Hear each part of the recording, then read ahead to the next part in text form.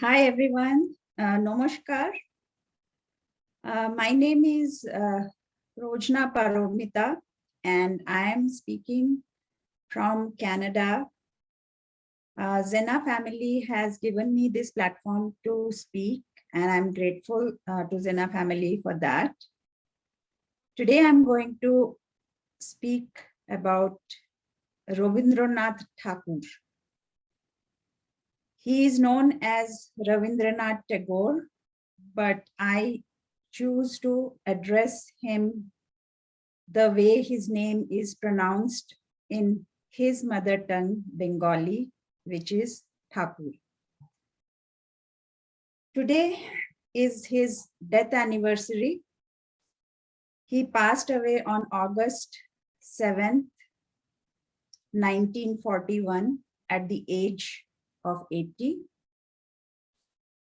So that's why a lot of times I would not be smiling because this is a day of mourning in West Bengal. It used to be, I am not sure if it is still. So let me start this talk with why I want to immerse in Tagore or Rabindranath Tagore rather. That is because any poetry I read of his has always touched me to the core. For example, on 15th August, I came across this song and it literally made me cry. I'm not actually a singer, so I won't disrespect this song by singing in my voice, where I might not be paying attention to the sur and tal. So I will recite it. I will recite a few lines of it. And trust me, this song actually made me cry on 15th August, 2022. And I am not an Indian citizen anymore. I am a Canadian citizen. But such was the impact of this song that I cannot forget from where I come, which is Bengal, West Bengal. My parents are from West Bengal. My mother is from West Bengal, and my dad's family used to be in East Bengal in Borishal, but he also came here as a baby. So the poetry goes like this. O amar desher mati, tomar pore ঠেকাই মাথা, তোমাতে বিশ্বময়ীর, তোমাতে বিশ্বমায়ের আঁচল পাতা। ও আমার দেশের মাটি, তোমার পরে ঠেকাই মাথা.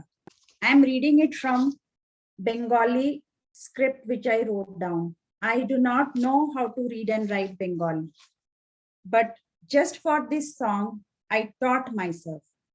Yes, I did teach myself. I can read this very well, but I cannot read any other Bengali writing. Tumi mishecho mor deher shone, tumi milecho mor prane mone,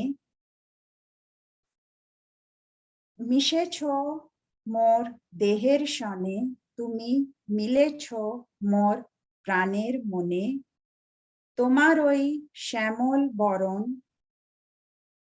কোমল মূর্তি মর্মে গাথা. This song means मेरे देश की मिट्टी तुम्हारे मैं आपके पैर छूती हूँ. पूरे जगत की जो आप मेरे लिए पूरे जगत जननी हो और तुम्हारे आंचल में मुझे पूरा विश्व दिखता है। आप मेरे देह और मन में एकदम मिले हुए हो और आपका shyamal means dusky, shyamal complexion, dusky complexion, और आपका कोमल चेहरा मेरे हृदय में it is dug deep into my soul. मोर में गाथा मीन्स जैसे खूंटी गाड़ लेते हैं, वैसे अंदर से it is so deep rooted in my heart and soul. ये जो कविता है, इसका और भी काफी इसकी पंक्तियां हैं। There are lot many lines to it, but I again do not want to disrespect it by not being able to sing it properly or recite it properly. But I have heard the song and I wish to learn it more.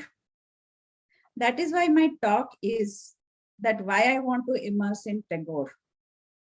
I'm not saying that I'm an expert in Tagore. I want to become an expert in Tagore. So it is a journey. I came to know lots of things about Tagore from my parents. He was a polymath. So a polymath is a person who is a lot of things at the same time. He was a poet, a social activist, playwright, singer, a music composer, and even a painter. And he started writing when he was 8 years old, but he became a painter when he was 60 years old. So his life was a journey of lifelong learning, and he was very widely traveled too. In the days when there were no planes, he traveled, I think, 35 countries in a period of some years. I don't remember the exact fact, but it was incredible because there were no planes. So the only mode of transport was by a ship. So he did not believe in just one country. He liked to view the world as one whole entity. That is what I found so fascinating in him. When I was growing up, my father was very interested in his poetry, which was related to the motherland and social justice. Whereas my mother was very interested in his poetry and writings, which dealt with journey into a woman's psyche. They were so much into different aspects of Tagore that sometimes my dad used to get angry at my mom that why is she so much into how Tagore is entering a woman's mind. But I understand her point of view now. I did not understand it at that time. So how Tagore, who is a man, how he could understand a woman so well? It is as if he is in her mind. That is how he understood women. That is what is called empathy. And that is what my mother was trying to tell me. So as a result of which, my standards were lifted very, very high. And it was very difficult for me to be awestruck by any guy for that matter. For me, the outside looks were immaterial. I'm talking when I was a child. So if as a child I'm like this, so obviously as an adult I will be like this. Because when she used to narrate me the stories of Tagore, I used to find one thing very astounding, that how he focuses only on the spiritual aspect and the emotional aspect of the love and never on the physical aspect. That was very refreshing for me, because I was a child, and listening to all such things with my mom can become embarrassing. So I used to wonder why it is like this. Because he is a man, he should be putting in some other stuff also. So later on, I realized why.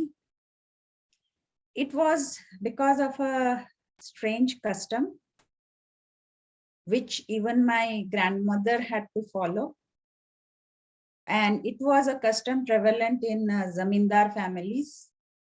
My mother comes from a zamindar family, and her custom were very similar to what is depicted in Tagore's stories and poetry. So the custom was this, that a girl will be 10 years old and she will be married off to somebody who is like 21 years old or 31 years old. And it was an arranged marriage. It used to be an arranged marriage in the same social strata. Like a zamindar will always marry another, his son will marry somebody from a zamindar family. It was not from any other, what do you call it, any other family. So it was a common thing. So Tagore's Bhabi, Tagore was, he had 13 brothers and sisters, I mean, and his mother passed away when he was young. So one of his brothers, he got married to somebody who was like 10 years old. Her name was Kadambari Devi. So now Kadambari Devi and was 10, and Robi Thakur, as Rabindranath Tagore is known, he was 9. She was 1 year older than him, or 1 or 2 years. So she came to a household as a child, and Kadambari Devi was actually very, very, very intelligent and very intellectual, even though she was not given proper education, but her mind was very, very, she was very highly evolved even as a child, like she was gifted. So Tagore got very inspired by her. And because she was 10 and he was 9, they were both children, and they were the only people who were left together in a house full of servants and big, like people with huge age difference. So Kadambari Devi used to feel very alone in her in-laws' place. So, and she used to suffer a lot. No, they did not used to make her cook and clean because there was no need for that. But there were certain expectations from a woman. So she used to find that very stressful because she was, after all, a child. So that time Tagore used to help her. They will go out and play. They will do all the things with children, which children did. And he was the only friend she had. So they will spend hours observing nature and just playing. And she was, because she was very intelligent, she used to inspire him to write. And she used to inspire him to see romance in nature. Now, romance is not a love romance. Romance is seeing something in a different light. Like you can just see a plant and you can see something deeper in a plant. For example, in Western civilization, the aim is always to suppress nature. But Tagore's view was that no, nature has its own, nature is nature. You cannot suppress it. Nature is bigger than all of us. So all these, this is called romantic way of seeing things. It is not a man-woman romance. It's a different kind of romantic view. So all these was inspired by basically Kadambari Devi in Tagore's mind. Now, what happens? So they both grew up together. like they went through whatever happens when you grow up. Now, in between, because Tagore was a man, he used to travel a lot. His father started taking him for travels with him when he was 11. And he was made to see the world. But Kadambari Devi, because she was a wife and she was a zamindar's wife, that too, she was housebound. So for her, it was like her dear friend is going all over and seeing the world, and she is left behind. So what is her fault? Because while interacting with Tagore, she started identifying herself with him. So, and in the meantime, Tagore kept on going to various places.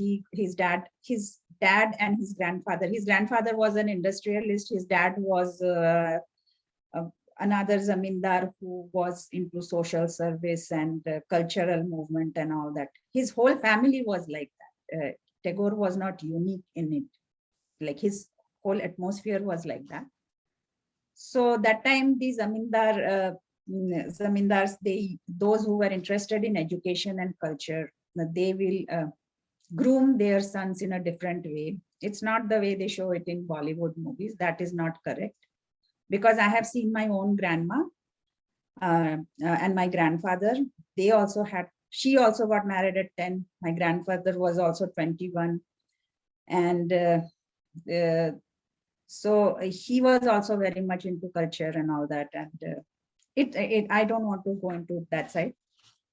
So anyways, so Tagore was educating himself, learning so many things, science, literature, languages, whereas Kadambari Devi was just waiting for him to come back so that she can also,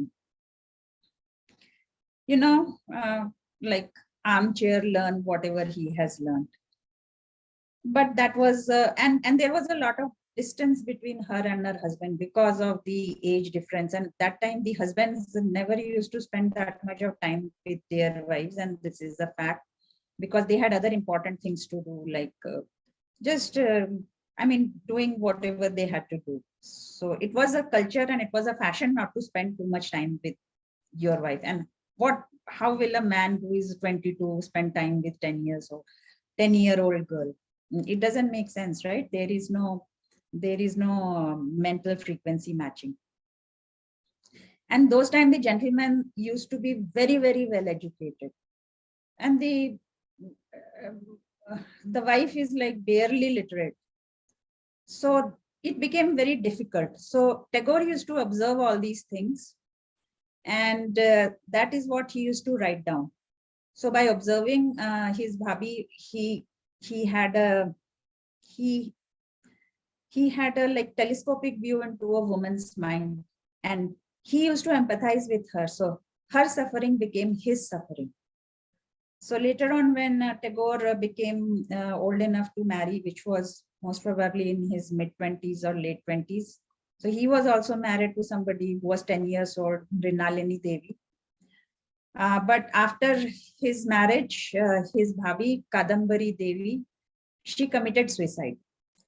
In her letter, she had written that she has lost her only friend, which is Tagore. And she used to feel alone and depressed. Depression and loneliness is a common trait of somebody who is very intelligent and whose intelligence doesn't get an outlet. So after he got married, she committed suicide. And after she committed suicide, Tagore went into a depression. Because he was also attached to her because she was his friend and muse for so many years. So these things again led him to write many things which he wrote in a state of depression. I don't know about them right now, so that's why I would like to immerse myself in Tagore, but I knew it before when I was staying with my parents. That time I used to know a lot about Tagore. I used to feel his pain. Yes, my mother was able to do that. She used to The way she will explain me things, I could get into Tagore's this thing and understand. So right now, when I'm all grown up, in fact, my daughters are also so grown up. I want nourishment for my soul. So when I search for it anywhere else, I don't find it. I don't find it anywhere because I don't relate to them. I see them, but that is not me.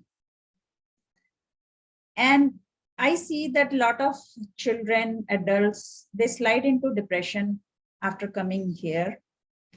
And depression is not there only in Western world, it is there in India also, but that is for a different reason. But in Western world, it is because you feel, there is no purpose in your life. There is no depth. It's all surface.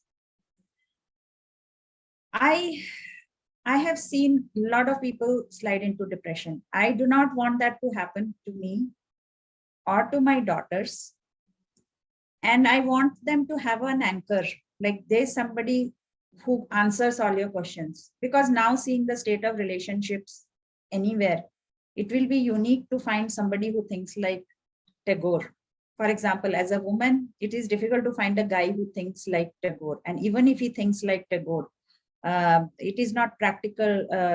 Like when practical things get into the way, it is not possible. Now, a woman will remain a woman.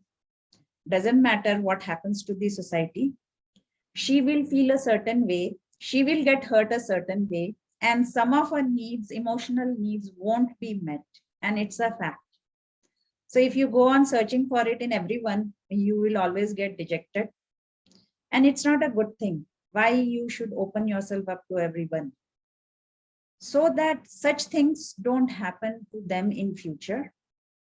I want them to read and understand Tagore in Bengali, not in English, because in translation, a lot of things get lost. The meaning and nuances get lost. And for that, they have to learn Bengali. They can read Bengali. They can write Bengali, but they cannot speak Bengali. And I can speak and understand Bengali, but I cannot read and write. But it is not that difficult because I wrote this down myself. So that is why I want to immerse myself in Tagore. I want to visit Shantiniketan. I want to stay there. I developed this urge in 2015 when I started observing things and I started realizing how things are. So that is a journey, and that is the reason why I want to immerse myself in Tagore, and hopefully my daughters also do the same.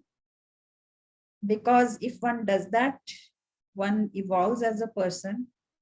You never feel lonely. You never feel dissatisfied. You see life with different eyes. You become creative. I can't see anything bad which will come out of immersing in Tagore. In fact, I will become a better person every day. And there is nothing called growing old. I will not grow old. I will keep on becoming younger by the day, because I will be indulging in creative things, just the way Tagore did. If I don't find answer to certain things in my life, I will just read his poetry, read his literature, and I will find my answer there. It's like somebody is hugging your soul, and somebody is saying that everything is fine, everything is fine. You can do it, not in the Western way, but in the way which I understand, because you always understand what you are taught till a certain age when you are a child. After that, it is all information. You don't internalize them. You do things for a livelihood. You do things for looking good in the society, but you actually don't adopt it. And if you are in the misconception that you are becoming somebody else, that is a fallacy. And one day you will come to your senses and you will feel very, very sad. So it is better to remain close to your roots, even if it is very vague and very obscure. But if you dig hard enough, you will see new things emerge. And that is my goal. I'm glad that I have found someone from the past to latch on to show me, to help me find reason in this unreasonable world. And everybody knows that how the society is crumbling, how the structure of marriage is crumbling, how even the relationship between a man and woman is changing. I sometimes feel that even if there will be any kind of relation between men and women in future, it will start looking old fashioned. So I do not want to become like that. That is why I want to hold on to Tagore with all my might. And I don't tell my daughters all this. When they see me doing that, they will also start learning about Tagore. And when they see me going to Shantiniketan, if they come with me, they will see how life is there. Because Tagore had a different way of teaching. He believed in open air classroom. So in Shantiniketan, everything is outdoors. Then he started this Vishwa Bharati University, International University. So I don't know about all that. I have to explore. So my journey has just started. And the reason I'm having this talk, if anybody else is there in this journey with me, they are most welcome to give me advice and guide me, because I frankly know nothing. Because I'm a very novice. I'm total novice, but I want to reach somewhere. So let's see what happens. I would wish to end my talk here. Thank you once again for giving me the opportunity to speak. Thank you very much.